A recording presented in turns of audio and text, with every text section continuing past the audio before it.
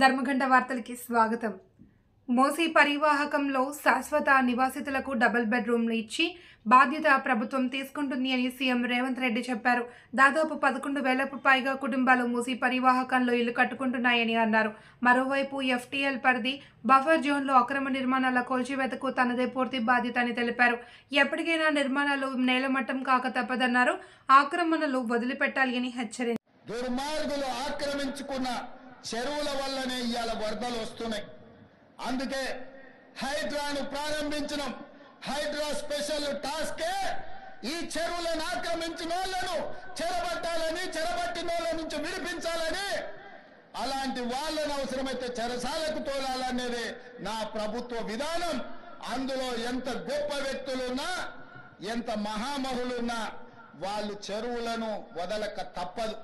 అందుకే ఈ వేదిక మీద నుంచి గొప్ప వ్యక్తులకు నేను విజ్ఞప్తి చేస్తున్నా, అయ్యా ఆక్రమించుకున్న చెరువులను మీరే వదలండి, గౌరవంగా పక్కకు తప్పుకోండి, నీటిపారుదల శాఖకు అప్పగించండి, మీకేం కావాలనో పోయి దూరంగా కట్టుకోండి. లేకపోతే ఉన్న పలంగా నేల మట్టం కూలుతాయి, కూలగొట్టే బాధ్యత నేను తీసుకుంటా. ఇలా ఎఫ్టీఎల్లో కానీ బఫర్ జోన్లో కానీ నాలాలలో అక్రమంగా నిర్మాణాలు ఏవైతే ఉన్నాయో వాటన్నిటినీ నిరభ్యంతరంగా మేము తొలగిస్తాం. మీరు ఎక్కడికి వెళ్ళినా, మీరు తాత్కాలికంగా కోర్టుల నుంచి ఏమన్నా తెచ్చుకున్నా న్యాయస్థానాలలో కూడా కొట్లాడి ఆ స్కేలను వెకేట్ చేయించి మీరు ఆక్రమణలు తొలగిస్తాం. తన ఇంటిని రక్షించుకునేందుకు సీఎం చంద్రబాబు నాయుడు విజయవాడని ముంచేశారని వైఎస్ జగన్ ఆరోపించారు. బుడమేరు గేట్లు ఎత్తి విజయవాడను ముంచేశారు. చంద్రబాబు చేసిన తప్పుడు పనికి 60 మంది పైగా చనిపోయారు. 60 మంది పొట్టను పెట్టుకున్న బాబుపై కేసు ఎందుకు పెట్టరు? ఆయన బోట్ల రాజకీయం చేస్తున్నారు. మీరు మీ పార్టీ భూస్థాపితమయ్యే రోజులు దగ్గరలోనే ఉన్నాయి అని ఆయన ఫైర్ అయ్యారు. దాదాపుగా 4 సంవత్సరాల కిందట జరిగిన ఘటనలో ఈరోజు టాపిక్ డైవర్ట్ చేసేందుకు 4వ తారీఖు రాత్రిన సురేష్ను, దళిత ఎంపీని, విజయవాడ డిప్యూటీ మేయర్ భర్తను అరెస్ట్ చేస్తారు.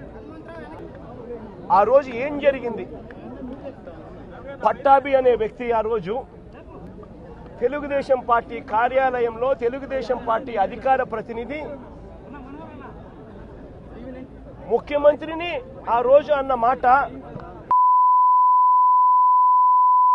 నిజంగా ఆ మాదిరిగా ఒక వ్యక్తి తిడితే రాష్ట్ర వ్యాప్తంగా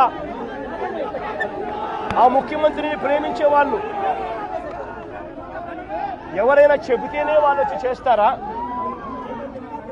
కడుపు మండిన వాళ్ళు, ఈ అన్యాయాన్ని చూడాలనుకునే వాళ్ళు, చూడకూడదు అని అనుకునే వాళ్ళు కొంతమంది తెలుగుదేశం పార్టీ ఆఫీస్ దగ్గరికి వెళ్ళి ధర్నా చేశారు.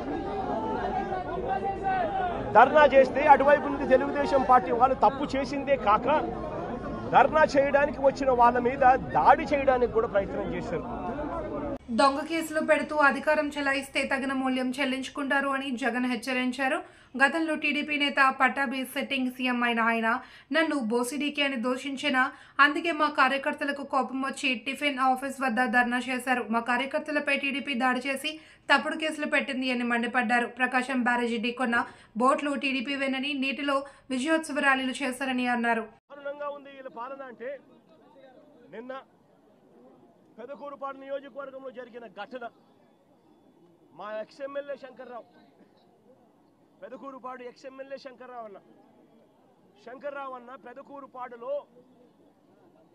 ఈ విపత్తు వల్ల, వరదల విపత్తు వల్ల జరిగిన నష్టాల్లో పాలు పంచుకుంటూ రైతులకు, ప్రజలకు తోడుగా ఉండేందుకు తాను బయలుదేరుతా ఉంటే తాను వెళ్లకుండా కారును అడ్డగించి, ఒక ఎమ్మెల్యే కారును, ఎక్స్ఎమ్మెల్యే కారును అడ్డగించి ఆ కారును పగలగొడతారు. తాను వరద బాధితులను చూడకూడదట, వరద ప్రాంతాన్ని తాను పరామర్శించకూడదట.